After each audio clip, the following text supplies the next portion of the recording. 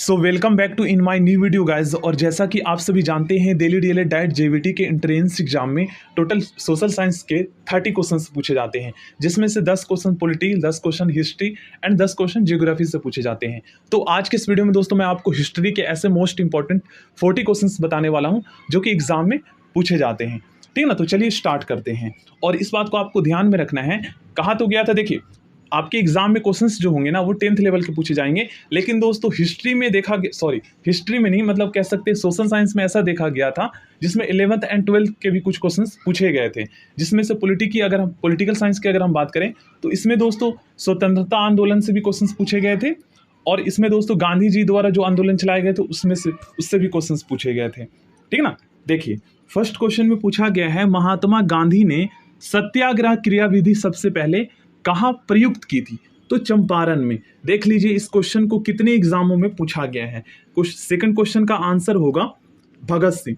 Third question में पूछा गया है, जय हिंद का नारा किसने दिया था? सुभाष चंद्र बोस ने। नेक्स्ट क्वेश्चन में पूछा गया है, निम्नलिखित में से किस वर्ष में मुस्लिम लीग ने एक पृथक राष्ट्र का संकल्प स्वीकार किया था? 1940 में। नेक्स्ट क्वेश्चन में पूछा गया है, वर्ष 1947 के बाद निम्नलिखित में से किस राज्य को भारत संघ में कार्रवाई द्वारा बलपूर्वक मिलाया गया था?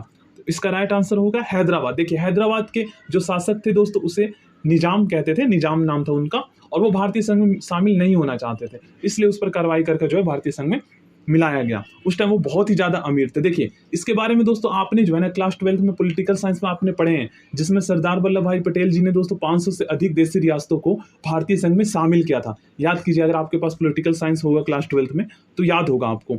नेक्स्ट क्वेश्चन काफ़ी इंपॉर्टेंट है, इस क्वेश्चन का आंसर होगा सुभाष चंद्र बोस।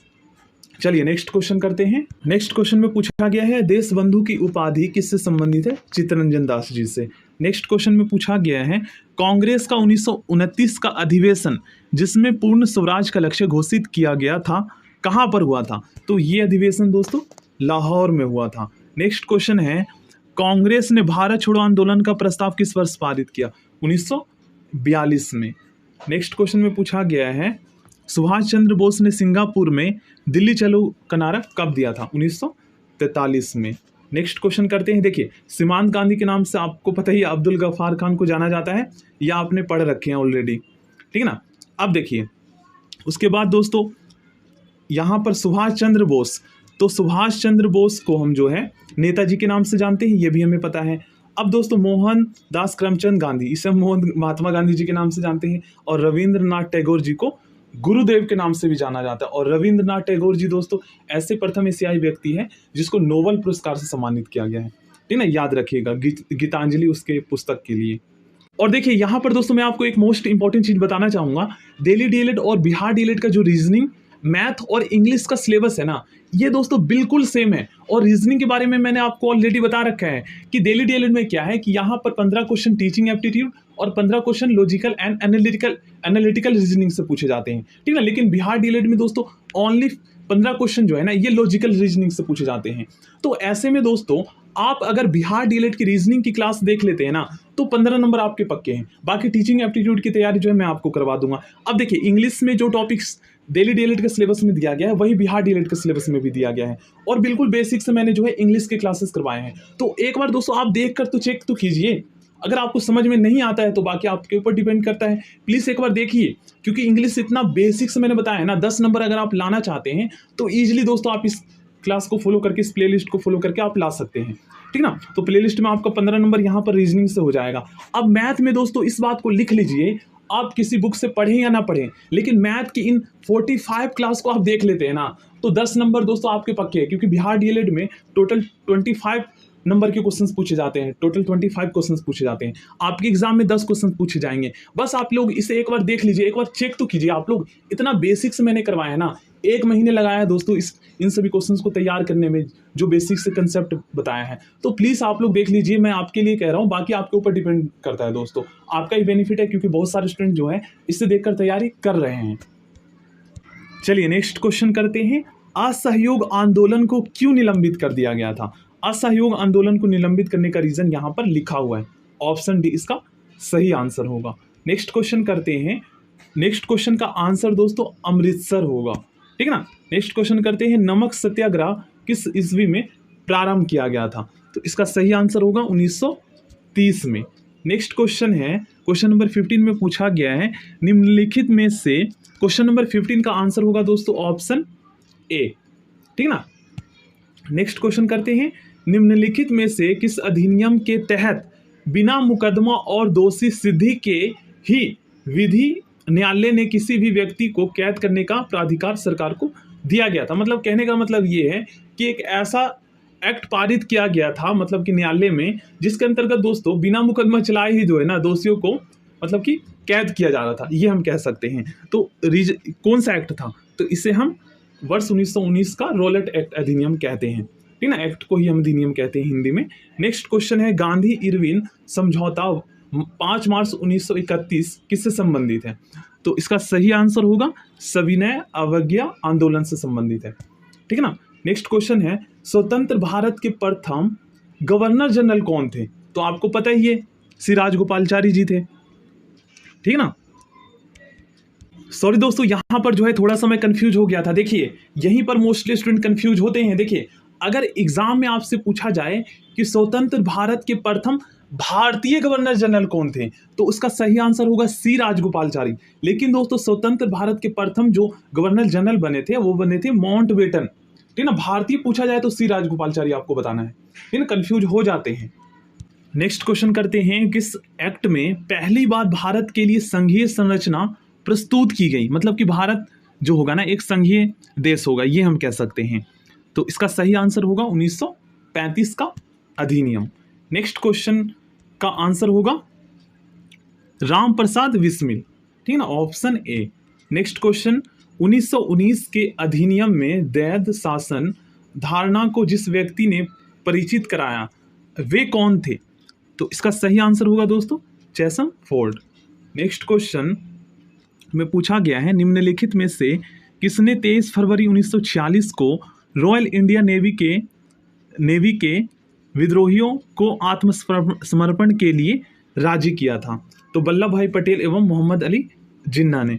ऑप्शन सी इसका सही आंसर होगा। नेक्स्ट क्वेश्चन में पूछा गया है, 20 सितंबर 1932 को यरवदा जेल में महात्मा गांधी ने आमरण अनशन किसके विरोध में किया था? तो इसका सही आंसर होगा रैमसे मैकडोनाल्ड के सांप्रदायिक पंचाट के विरुद्ध, ठीक है ना। नेक्स्ट क्वेश्चन है, 1939 में पहली बार महात्मा गांधी ने देशी राज्य में नियंत्रित जनसंघर्ष चलाने की विशेष तकनीक को अपनाया। उन्होंने अपने एक निकट सहयोगी को सत्याग्रह करने की इजाजत दी। वह निकट सहयोगी कौन थे? तो वह निकट सहयोगी थे राजकोट में वल्लभ भाई पटेल जी। नेक्स्ट क्वेश्चन है, निम्नांकित आंदोलनों में से किसमें महात्मा गांधी ने भूख हड़ताल को एक हथियार के रूप में पहली बार प्रयोग किया? तो इसका सही आंसर होगा 1918 का अहमदाबाद मिल मजदूर हड़ताल, ठीक है ना। नेक्स्ट क्वेश्चन है, जलियांवाला बाग में, देखिए क्वेश्चन नंबर 26 का आंसर होगा R.E.H. डायर, ठीक है ना, ऑप्शन सी। नेक्स्ट क्वेश्चन करते हैं, महात्मा गांधी को सर्वप्रथम राष्ट्रपिता किसने कहा? राष्ट्रपिता जो है सुभाष चंद्र बोस जी ने कहा था। नेक्स्ट क्वेश्चन है, क्रिप्स मिशन के असफल होने का सबसे महत्वपूर्ण कारण कौन सा था? तो सबसे महत्वपूर्ण कारण था क्रिप्स का ग्रहण करने या छोड़ देने वाला दृष्टिकोण, ऑप्शन डी। नेक्स्ट क्वेश्चन है, भारतीय राष्ट्रीय कांग्रेस के सबसे अधिक समय तक अध्यक्ष कौन रहे? अबुल कलाम आजाद जी रहे, ठीक है ना। नेक्स्ट क्वेश्चन है, जब 15 अगस्त 1947 को भारत ने अपनी पहली आज़ादी का जश्न मनाया तब गांधी जी कहाँ थे? तब गांधी जी दोस्तों कोलकाता में थे, ठीक है ना। नेक्स्ट क्वेश्चन है, भारत एवं पाकिस्तान का विभाजन किस योजना के तहत हुआ था? तो उस योजना को हम माउंटबेटन योजना के नाम से जानते हैं। मोस्ट इंपॉर्टेंट क्वेश्चन है, ये क्लास 12 का है, ठीक है ना। नेक्स्ट क्वेश्चन करते हैं, तो नेक्स्ट क्वेश्चन का आंसर होगा दोस्तों 30 जनवरी 1948, ठीक है ना। नेक्स्ट क्वेश्चन है, कौन सा भारतीय स्वतंत्र भारत का पहला गवर्नर जनरल बना? देखिए आ गया ना यहाँ पर सी राजगोपालचारी। अगर पूछा जाए भारतीय तब आपको बताना है सी राजगोपालचारी, और अगर भारतीय ना पूछा जाए तो आपको माउंटबेटन बताना है, ठीक है ना, क्योंकि 1947 के बाद 48 में वही बने थे और उसके बाद माउंटबेटन के बाद सी राजगोपालचारी जी भारत के पहले भारतीय स्वतंत्र भारत के गवर्नर जनरल बने थे। नेक्स्ट क्वेश्चन है कायदे आजम किसे कहा जाता है? दोस्तों कायदे आजम जो है मोहम्मद अली जिन्ना को कहा जाता है। नेक्स्ट क्वेश्चन है सरदार वल्लभ भाई पटेल को जाना जाता है किन किन नामों से जाना जाता है? तो इसका सही आंसर होगा राज्यों के पुनर्गठन के लिए, क्योंकि हमें पता है 500 से अधिक देशी रियासतों को उन्होंने भारतीय संघ में मिलाया था, और दूसरा लौह पुरुष के नाम से भी जानते हैं। तो सही आंसर ऑप्शन ए हो जाएगा। देखिए नेक्स्ट क्वेश्चन में पूछा गया है गांधी जी किस गोलमेज सम्मेलन में भाग लेने के लिए लंदन गए थे? तो इसका सही आंसर होगा ऑप्शन बी, द्वितीय गोलमेज सम्मेलन।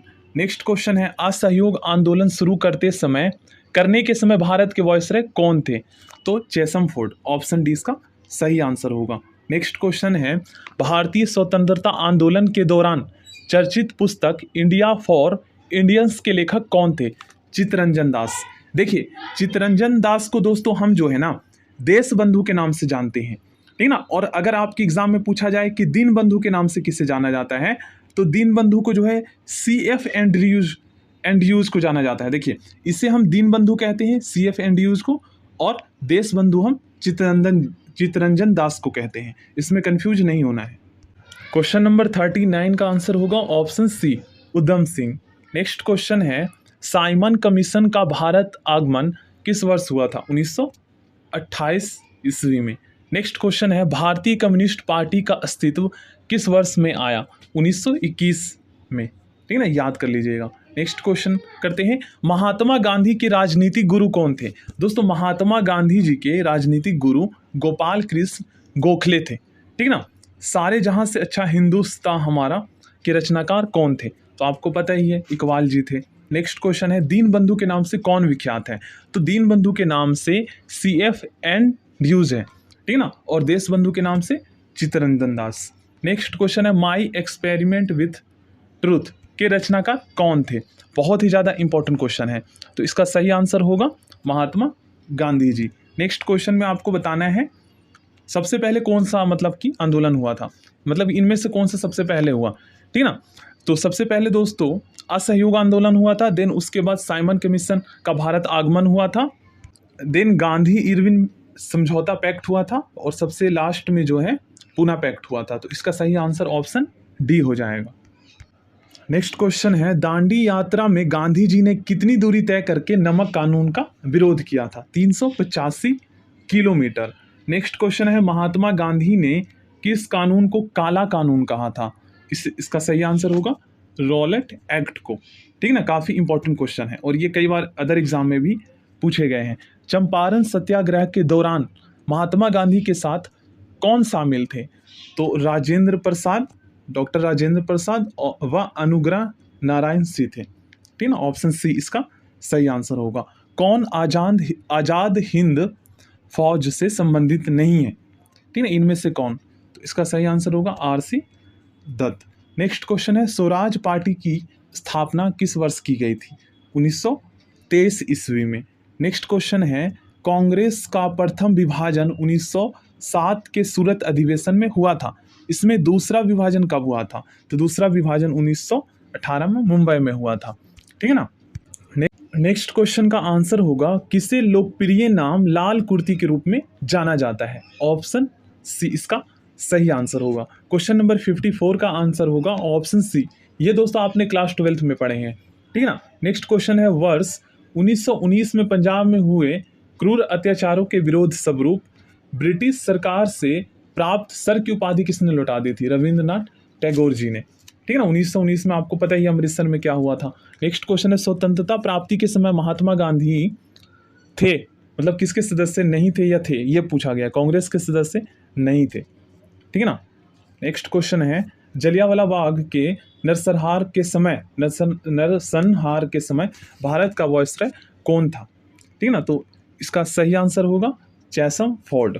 नेक्स्ट क्वेश्चन है कौन सी पुस्तक जवाहरलाल नेहरू द्वारा लिखी गई थी? Discovery of India. ये आपने क्लास 12 में पढ़े, इसलिए मैंने कहा था कि क्लास 12 के भी क्वेश्चंस कुछ पूछे गए थे, ठीक है ना। नेहरू रिपोर्ट को अंतिम रूप से अगस्त 1928 में आयोजित सर्वदलीय सम्मेलन में स्वीकार किया गया था।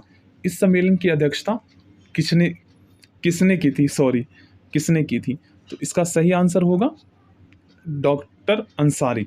नेक्स्ट क्वेश्चन है 1923 ईस्वी में चित्तरंजन दास एवं मोतीलाल नेहरू ने कहाँ स्वराज पार्टी की स्थापना की थी? तो इसका सही आंसर होगा दोस्तों ऑप्शन बी, इलाहाबाद में। नेक्स्ट क्वेश्चन करते हैं। तो ब्रिटिश सरकार ने पहली बार यह घोषणा की कि उनकी मंशा भारत में धीरे धीरे एक उत्तरदायी सरकार बनाने की है। आगे के कौन सा स्टेटमेंट सही है ये आपको बताना है। तो इसका सही आंसर होगा अगस्त 1917 में घोषणा द्वारा। ठीक ना। नेक्स्ट क्वेश्चन है, नेक्स्ट क्वेश्चन का आंसर होगा गोरखपुर।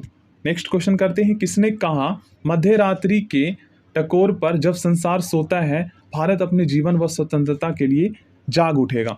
जवाहरलाल नेहरू ने। नेक्स्ट क्वेश्चन का आंसर होगा जवाहरलाल नेहरू। नेक्स्ट क्वेश्चन करते हैं। तो इस क्वेश्चन का आंसर होगा ऑप्शन सी। तो आज की इस वीडियो में दोस्तों हम यहीं तक क्वेश्चंस करते हैं और बाकी और भी इंपॉर्टेंट क्वेश्चंस मैं आपको नेक्स्ट वीडियो में बताऊंगा। ठीक है, तो उन सभी वीडियोस को आप लोग जरूर देखिएगा। और जो मैंने आपको बताया है, अगर आप 10 में से 10 मैथ में लाना चाहते हैं, इंग्लिश में 10 में से 10 नंबर आप लाना चाहते हैं, तो उन सभी वीडियोज़ को आप लोग जरूर देखें। फ़ायदा इसमें आपका ही है, बाकी आप लोग जैसा सोचेगा इस। So thank you. Next video में मिलते हैं। आप लोग प्लीज़ चैनल को सब्सक्राइब कर लीजिएगा एंड बेल आइकन को प्रेस कर लीजिएगा ताकि नोटिफिकेशन मिल जाए। एंड इस वीडियो के लिए लाइक भी कर दीजिएगा दोस्त प्लीज़।